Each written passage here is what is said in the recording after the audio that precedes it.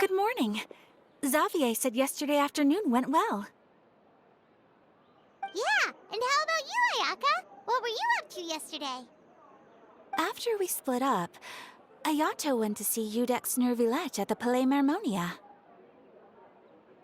I was originally thinking of going with him, but he said he could manage it himself. He told me to go see the sights around Fontaine and to enjoy the local culture. So I rode the aqua bus with Yoimiya and visited the Opera House on Aranias Island. Yeah, you wouldn't believe what we saw there! Two mechanical puppets that were dancing together! You've already seen them, right? Yeah, those two! Amazing, aren't they? We sat and watched for quite a while. It was mesmerizing. Like we could keep watching them forever. Oh, it was the same for us the first time we saw them, too! Afterwards, we went swimming at the beach! Well, diving, to be exact. It was the first time I ever breathed underwater! I held Ayaka's hand and we counted down together. 3, 2, 1, and then splash! We were beneath the waves.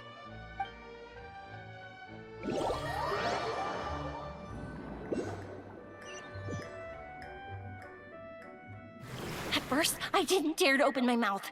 But once I couldn't hold my breath any longer, I decided to take a big breath in. Turns out the water wasn't as salty as I imagined. It didn't really taste like anything at all. Before I knew it, I was breathing like normal down there. It was an amazing feeling. Ayaka said I was too nervous and needed to loosen my grip. She got used to everything way faster than I did. I knew that the Traveler could do it, so I had no doubt we could do it too. That helped me feel at ease as soon as we dove in. The underwater world in Fontaine truly is beautiful. I love seeing the Romaritime flowers blossoming underwater, like little candles lighting up the streets at night. Yeah, and there were so many creatures that we've never seen in Inazuma. Like those fish that shimmer like a sword blade. Whoosh! Oh, and those big fish that call when they see people. Ooh. Oh, you mean Hunter's Rays and Blubber Beasts! I just love the name Blubber Beast. Just wait till Pops and the others hear about this. They probably won't believe a word I say.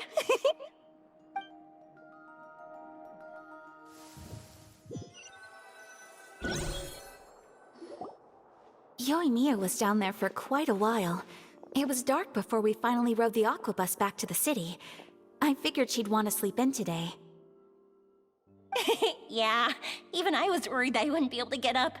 I still felt like I was drifting in the waves when I went to sleep last night. But as soon as I woke up today, I remembered that we'd all be shooting a film together, and I was ready to go. Speaking of the film, where's everybody else?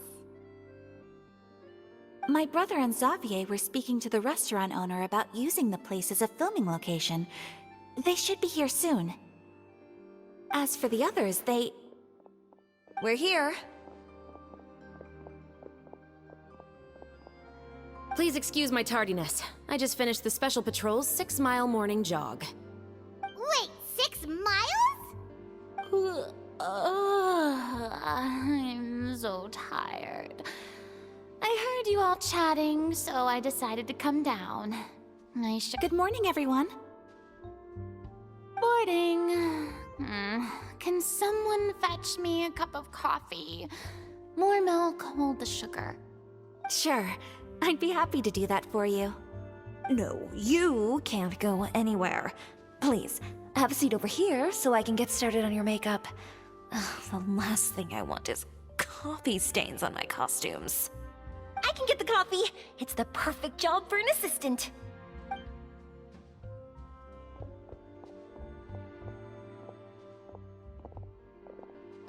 So much energy. Seriously, what's her secret? Oh, Yoimiya's always like that. But you sure look exhausted, Farina. It's because you're not used to waking up so early, huh? Of course not. I spent the whole night reading the novel from cover to cover, marking sections that either need to be omitted or adapted. Paimon didn't expect you to be so thorough. Well, I was the biggest star in all of Fontaine after all. It takes more than just a pretty face to earn a reputation like that. I know how to get serious when the situation calls for it. I went all out when I was acting as an Archon, so why wouldn't I do the same for my own life? Here's your coffee, Director Farina.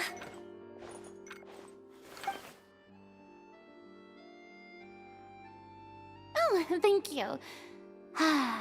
The sound of being called director and the aroma of coffee feels almost as refreshing as hearing the birds chirping in the morning. Ah, it seems everyone has managed to arrive on time. We've reached an agreement with the restaurant owner. We are free to use the second floor to shoot our film. Really? That's great! He is really looking forward to our film, and hopes that providing his restaurant as a filming location will attract more customers. Well then, Mr. Xavier, I'll leave the rest to you. Okay, thanks. First, I'd like to introduce our new members. This is our prop manager, Veronique. She'll be in charge of all the film's props and items. And this is Bonneau, our lighting technician. He'll be in charge of lighting and illumination to set up each scene's atmosphere. Wow.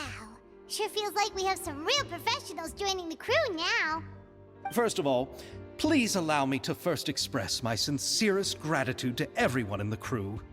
When my investor informed me yesterday that he wouldn't be able to provide the funds, I really thought that this was the nail in the coffin for this film. I had no idea that I'd find so many people willing to help me on such short notice. Thank you. Thank you all from the bottom of my heart. No need to be so cordial, Mr. Xavier. We're all honored to be a part of this. Your works made a profound impression on me when I saw them back in Inazuma. I am sure that someday, this film will be remembered as a prime example of cultural exchange between Fontaine and Inazuma. Yes, the story is the reason I agreed to join. I can't bear to even imagine what this film would look like without the very best director. Anyway, I would like to make a promise to everyone that as the producer of this film, I'll do whatever I can to ensure that everything goes as smoothly as possible. This is not just my film. It also embodies the thoughts and feelings of every person here, as well as the endless effort we are about to pour into it. So, without further ado, the Two Musketeers will officially begin filming now! You may take it from here, Director Farina. All right, listen up, everyone. The first scene takes place when the two young musketeers are living at the Baron's home, still unaware of all that is about to happen to them. We'll need props and lighting to set the scene. Our lead actors can go get their makeup done, and extras, please take this time to go over your positions. Whoa. Seems Farina's really kicking things into gear as the director. Is everyone clear? I don't want anyone traipsing around the set like umbrella finches. All right, cameras will start rolling as soon as the set is ready.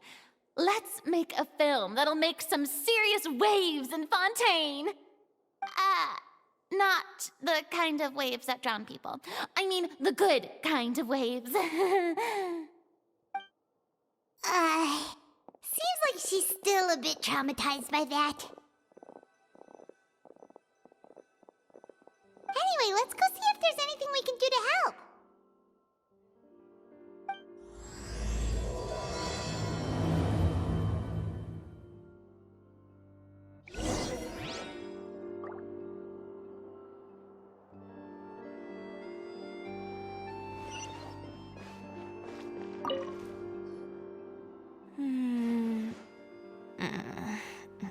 Ayaka has mentioned you to me before. She said that you two were great friends when you were kids. No talking. I'm thinking about how to do your eyeshadow. Ah, yes. To help me really look the part. To achieve a more young and naive look for this scene. Are you saying the wrinkles around my eyes are too deep? You just have too much of a calculating look in your eyes. You sure don't mince your words. It seems you really haven't changed much. Quiet.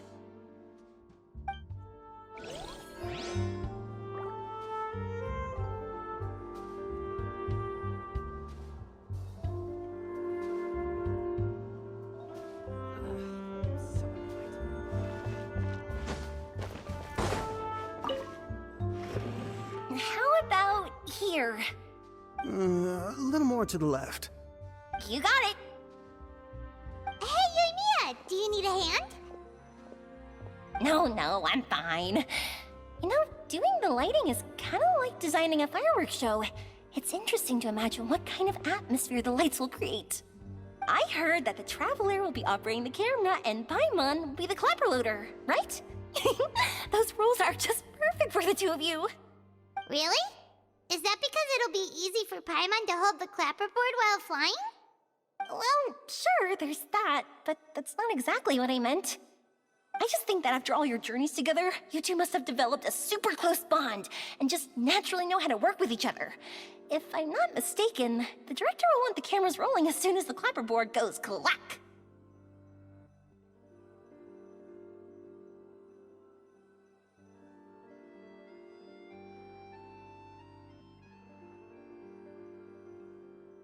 Oh, I see! It's amazing to see the magic behind filmmaking. Yoimiya, we need lights over there, too. Oh, on it! I've got to get back to work. Chat with you later. Oh, it's exciting to see so many people working together to bring the film to life.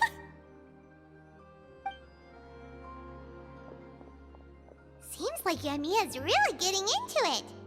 But she was right. We do have a super close bond, don't we?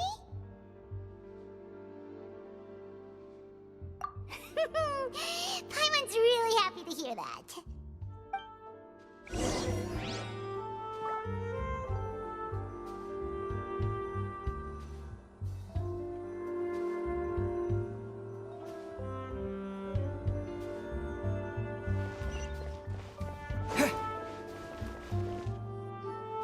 So, this is a real musket? No, it's just a prop weapon. Not bad. Have you seen a real musket before? Only in books and newspapers. I made this one based on the relative shape and proportions I saw in reference images. When we're filming, some special gunpowder will be applied around the muzzle, which will help create the flash and smoke effects of a real gun being fired.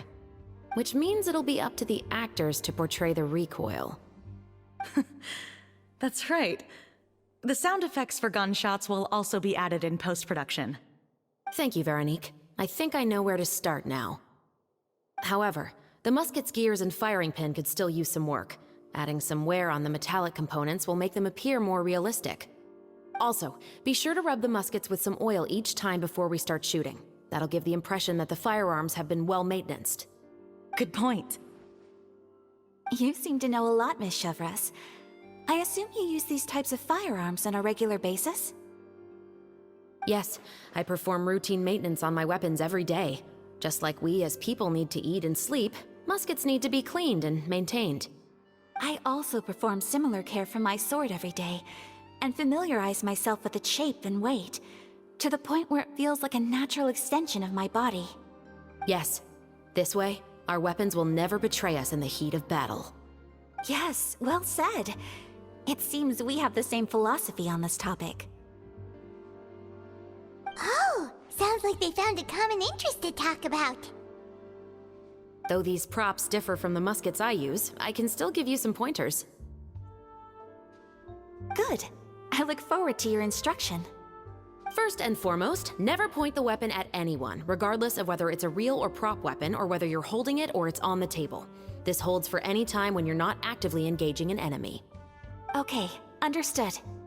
When aiming the musket, extend your arm so that it's level with your shoulder, and use your eye to look down the weapon's sights. Like this? Not bad. Now, try saying your lines. This is the end of the road for you. Good. Now turn your body a little. That way, you'll give your enemy less of a target to work with. And relax your shoulders. Here, allow me to demonstrate. This is the end of the road for you. Huh. Excuse me, Miss Chiori.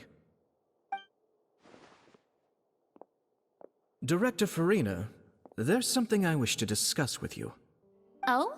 What is it? Like this? Yes, much better. What do you think? I do see your point. But are you sure you wish to do this? I believe it would be most fitting. Well, if you insist. All right, I understand. Miss Ayaka, Miss Chevres, could the two of you please come over here? Huh? What's going on? Are we gonna start filming now? Let's go see. What is it?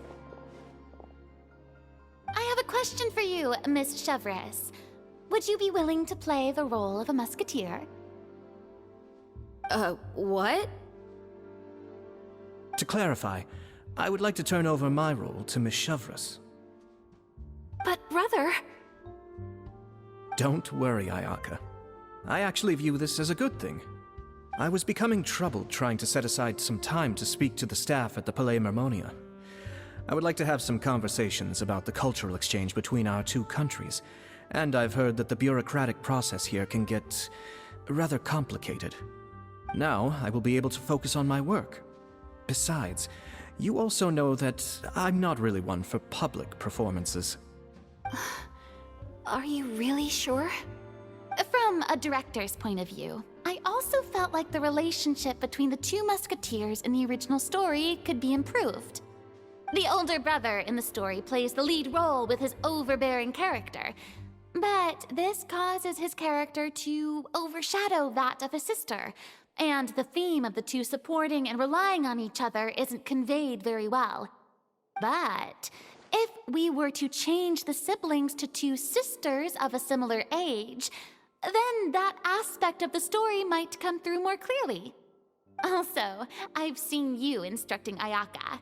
That cold and dignified personality is exactly what we need for the older musketeer. Of course, even with all these insights, the decision should still be made by Miss Chevres. Chevres mentioned that she really likes the story, right? Paimon bets that she'll take the role.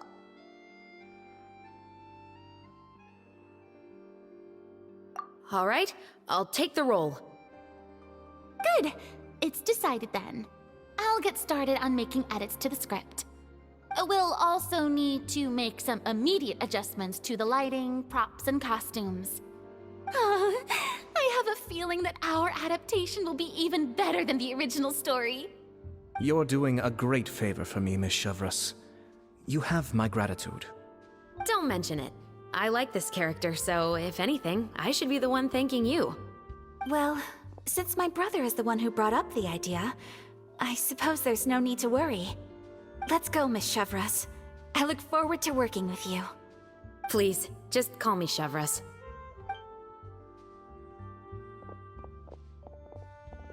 Seems like you're really going out of your way to solve the problem I was having with your makeup. Surely you jest, Chiori. I assure you that I was mostly motivated by a desire to spend more time on formal business. Oh, come on. You really think I'd buy that?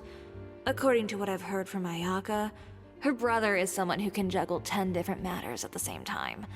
I'm sure you have other reasons for backing out. Perhaps. Ayaka always said she wanted to go out and see more of the world, just like the Traveler. But I feel that she needs not only to see other nations, but also to make some different kinds of friends. I think it would be harder for her to make new connections with me constantly by her side. I would like to give her some space. All right, go on. Spoil her some more. Ayato, it's too bad you're stepping down from the role. Paimon really wanted to see you act as a musketeer.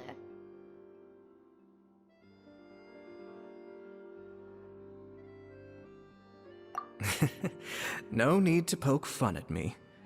I'd wager that you also felt that I wasn't the best candidate for the role. It's a little hard for Paimon fun to imagine you saying those lines.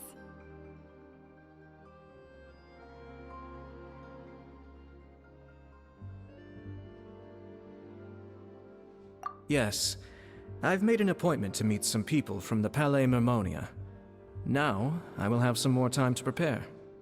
Traveler, get the camera ready. Paimon, get the clapperboard. Actors, to your positions. We're about to start shooting the first scene. Go on now. And please take good care of Ayaka. Yep, don't worry.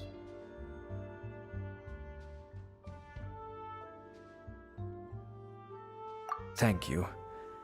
I look forward to seeing the film when it's finished. All right, now that we're all here, let me help set the scene for everyone. The first scene takes place when our two main characters are still living at the Baron's estate. They've been ostracized and verbally abused by others in the household, but they still have no idea why. We want to capture how naive and innocent they are, despite their pain. Chevris will be playing the role of the older sister, Tulip, and Ayaka will be the younger sister, Iris. Be sure to get close-ups of the main characters at the right moment. Silence on the set! Lights! Camera! Action! Let's go! Tulip, Mother's been out for quite a while now. Perhaps she went to pick some flowers on the way home. You know how she loves flowers. Iris, Tulip! I'm home!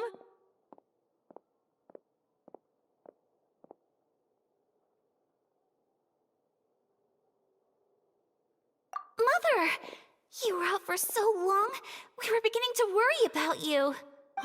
I'm sorry, but I'm back now, safe and sound.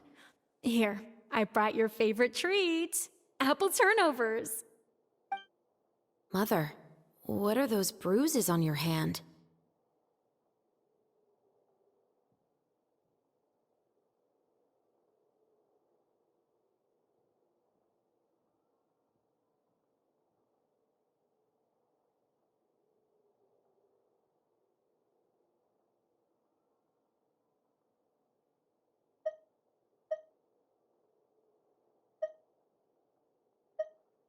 Huh? What bruises? Oh, I must have bumped into something while I was working yesterday. But I didn't notice them this morning. Then perhaps they're from when I accidentally tripped when I was out just now. By the way, did you have fun playing at home? What's the matter, Iris?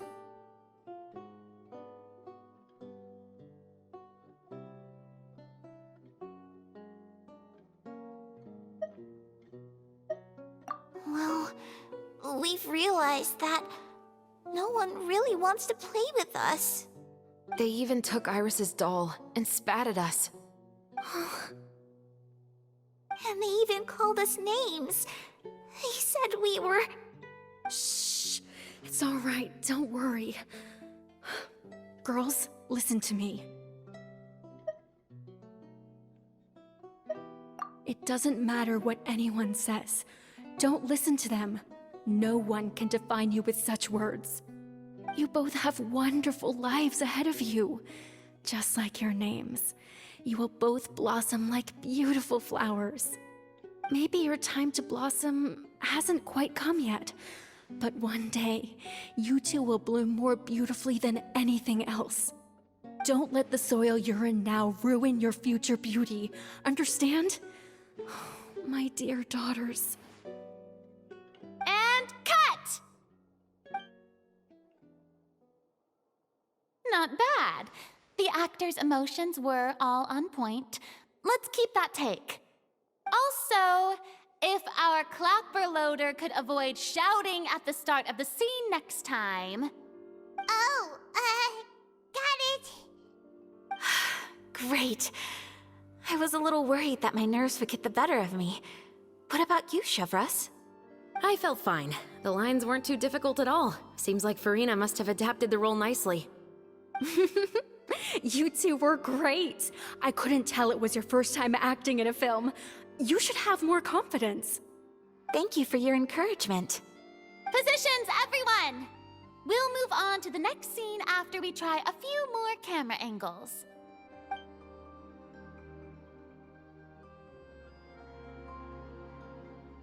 This scene is when our two characters return home, only to discover their mother has been murdered. Ready? Lights! Camera! Action! Mother, we're back! Mother?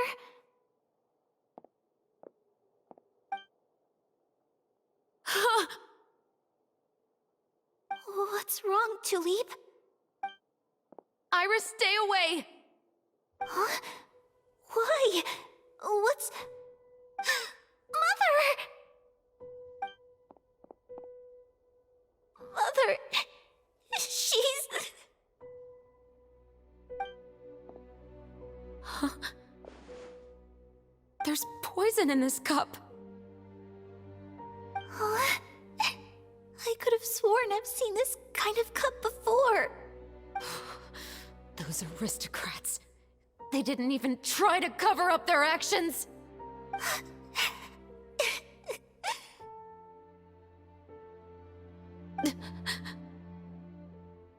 Iris, we need to leave this place.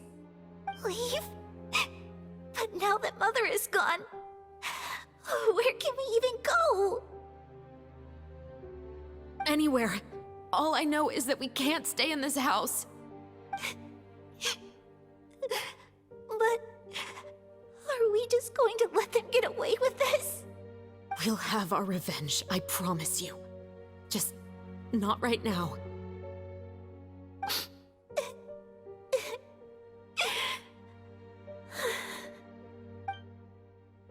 Come on, let's go. No, wait. We can't just leave Mother here like this. At least let me leave this rose with her. That's why we went out in the first place. To buy her this flower. All right. Goodbye, Mother. We'll avenge you. Someday. And cut! Beautiful! Great performance! Oh my, you're so amazing, Ayaka! And were those real tears I saw? How did you do it? I was surprised too. Thank you for the kind compliments. Actually, as soon as Director Farina said action, I told myself not to think about anything. I just felt the weight of the moment and became the character. It's quite similar to practicing the art of the sword. You clear your mind and focus only on what's happening in front of you. Ayaka's performance was amazing. Have I discovered an acting prodigy? Pipe down, everyone! We need to move on to the next scene!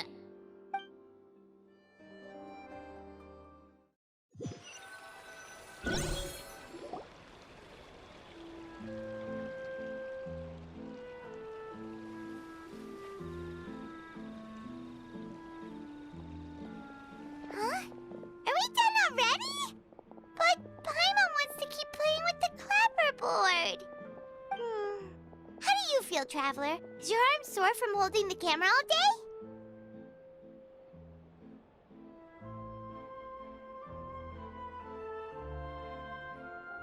Good work, you two. You too, Shivers. You were quite the actress today. I've read this novel many times before. I have a good grasp of my character's mindset. Anyway, do you remember my request from yesterday? Oh, right! We were having so much fun that Paimon nearly forgot!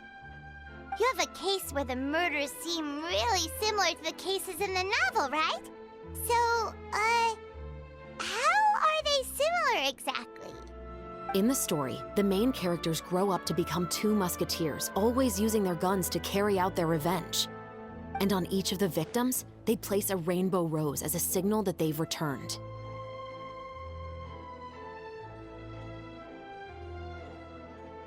Yes, that's correct. We found rainbow roses just like in the novel. Seems like you're connecting the dots now. Oh, that does sound pretty concerning. Especially after seeing the script today. Oh, now Paimon can't stop wondering what kind of ulterior motive the murderer might have.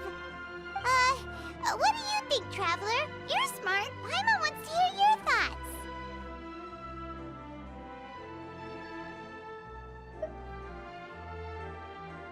Good. On behalf of Fontaine's Special Security and Surveillance Patrol, thank you for your dedication to justice. There's no time to lose. We should start investigating right away. Follow me. Huh? Right now? But we just got done filming all day. Paimon's so tired. The most valuable intel always comes after nightfall. They are like small, remote islands in the middle of the sea. If you don't stay vigilant, you will pass right by them in the fog. That's how one of my favorite books always puts it, at least. Welcome to Le Show's Clockwork Workshop. How can I help you? Hello. I'd like to know if anyone has purchased some special components lately. Special components? Sorry, could you be more specific? I mean the kind of components that aren't typically used for clockwork toys, but for firearms. Huh? For firearms? No, we don't sell those sort of things here. Don't misunderstand. I'm not here to cause any trouble. We are merely investigating a case, and we're hoping that you could cooperate. Well, to be completely honest, I'm not even sure what kind of components that would entail. Has anyone ever purchased components here as an individual rather than on behalf of an organization? We have a lot of customers who buy toys, but those who buy components are all regular customers who buy in bulk on behalf of their organization. Is that so? I understand. Thank you for your cooperation. You're welcome. It's the least I can do.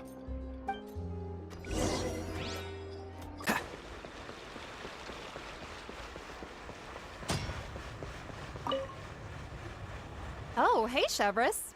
Run out of oil for your musket again? Hello, Estelle. I want to know if anyone has come to your shop recently to order some firearm components. Oh, is this another case? Let me think. I don't think so. Some people have requested that I make some prop guns for the Fontanalia Film Festival, but I refused all of those requests. Oh? Why's that? Because there's no profit! I only make things here that can do some real heavy lifting. I don't have the energy to make some new molds just for the festival. Then has anybody come specifically looking for mechanical components? Well, I usually sell off my scrap to the Fleuve Cendre. I don't typically give them to one specific person. I understand. Thanks for your cooperation. Don't mention it. Always happy to have the Musketeers' patronage.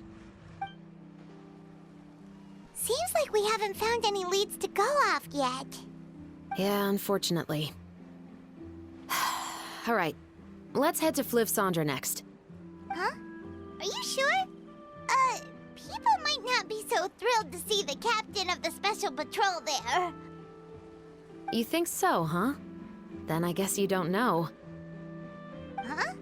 Know what? That I grew up in Fleuve Cendre.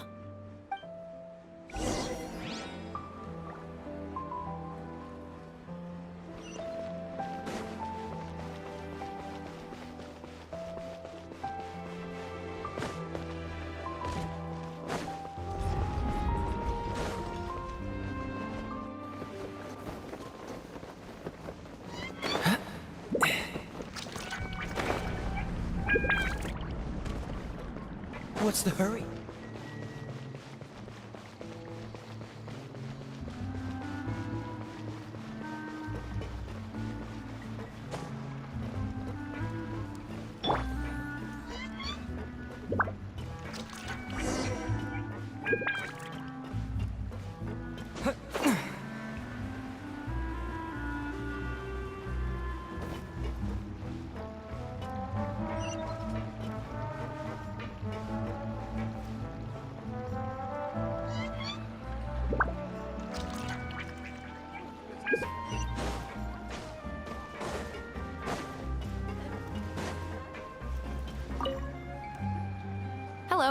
I'd like to ask some questions. I don't know anything. Don't worry, I'm not here to arrest anybody. You say that? It's the truth. Here, take this as my guarantee. Wait, did Paimon just see what she thinks she saw? Is the captain of the Special Patrol bribing a citizen? Seems you're different from the other guards. What do you want to know? Have you heard anything related to Muskets and Fleuve Cendre lately? Anything at all? Muskets, huh? All I know is that about 2 weeks ago, we started hearing some loud noises at night. So loud that it's been waking me up. Were they gunshots? Possibly. It's hard to tell around here. Someone's house collapsing, a pipe exploding somewhere, it's all the same. But the noises I'm talking about definitely happened after I fell asleep. Do you know where the noises were coming from? I don't remember clearly. Is it that you don't remember, or that you need to think about it some more? You tell me. Then please, think about it some more. She's giving her even more Mora!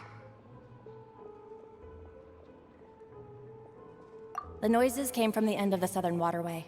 I came out and had a look for myself when I wasn't sleeping well, but I didn't. That's all I know. All right, I'll take your word for it. Thanks for the pâte de fruits.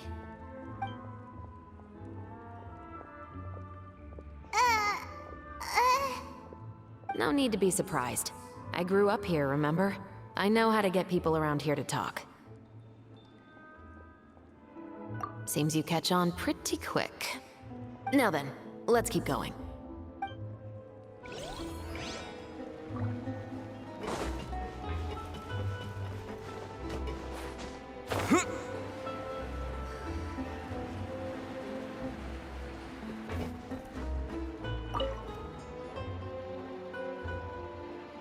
It's been a while, Tetro. Please, just get on with your request. I want to know if you've heard anybody talking about muskets lately. Information isn't free, you know. I've heard that bandits have been extremely active in the countryside recently, and they've been affecting the delivery of goods to Poisson. I can allocate some more manpower to help out with that problem. What do you say? You're still as helpful as ever. One of our men got drunk at dinner about a month ago and lost his gun. 3 days later, it turned up in the corner here. What's weird about that? He just forgot where he put it, right? This is Fleuve Cendre, my friend. Anything of value left in the tavern won't ever make it to the next day. But that gun turned out to be an exception. It didn't get any new wear and tear on it, and didn't even appear to have been fired. We were quite mystified as to what could have happened. I suspect it came back because the weapon was already known to the guards. You mean, a criminal was afraid the Marechaussee Phantom would use the shot marks to track them down? Maybe. But if that's the case, the culprit really took great care to avoid getting caught. I didn't say anything about a criminal. In Fleuve Cendre, knowing who was killed is as easy as knowing what clothes you're wearing today. It's the guy living in the east side, isn't it? I've never liked him. Every time he's here, he just orders a drink and sits there with a nasty look in his eyes. So, who was the one who lost the gun in the first place? Don't bother. Even if you ask, he wouldn't admit to owning a gun to some strangers. Not to mention the captain of the Special Security and Surveillance Patrol. He's right. I know you grew up here, Chevreuse. Even though you're on good terms with the Spina, you've still been gone too long. Not many people know you here now, and a lot of people don't like the Special Patrol. I know. So take my advice and don't show your face too much around here. It's for your own safety. I'll come and go as I please, and I'm afraid I'll be appearing more often due to my work. All right. Don't say I didn't warn you.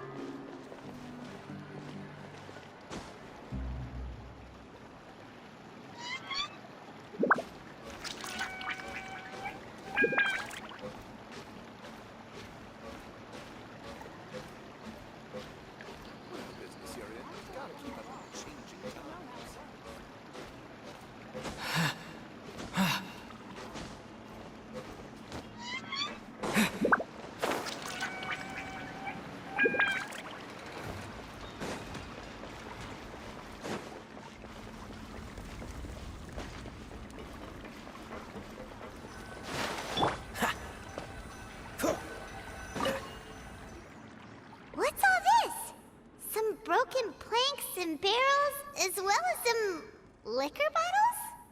Yes, but have a closer look, Paimon. Even though somebody has purposefully tried to clean them up, these are obviously marks from musket bullets. In other words, someone was here trying to improve their shot. They were using the barrels and bottles for target practice. Could it have been the killer? Your guess is as good as mine. Although many people at Fleuve Cendra own guns, few hide the fact from others. And even fewer would go to such lengths to hide markings from practice shots. Anyway, let's go. There might be more to this.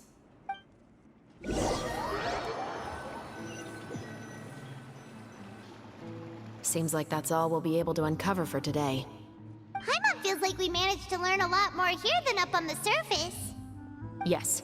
Assuming that everything we found is indeed connected to our suspect, then their timeline was probably something like this. A month ago, our suspect found a gun and took it home to disassemble it. Once he'd figured out its mechanics, he brought it back. In the following weeks, he used some parts to create his own makeshift musket, and took it to the Fleuve Cendra for target practice.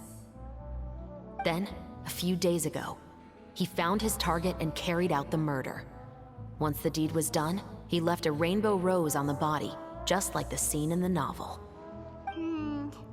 That all makes sense to Paimon, but we're still no closer to figuring out the killer's identity.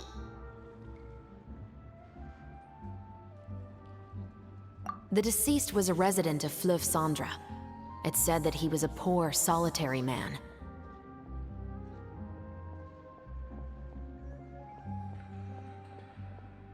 Yeah, that's also something I'm trying to figure out. If we are indeed following the novel, and there's a story behind the murder, then this murder should be an act of vengeance. But according to our investigation, the deceased didn't have any enemies.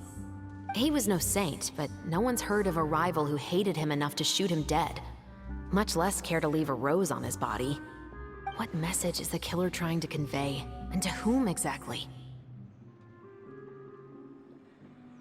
We've thoroughly investigated that possibility. He claims to have spent the whole day at the Opera House on the day of the murder, and the staff there have confirmed his account. Okay, so he has an alibi. Not only that, he lacks a credible motive as well. He has a family of his own, and both of his parents are still alive.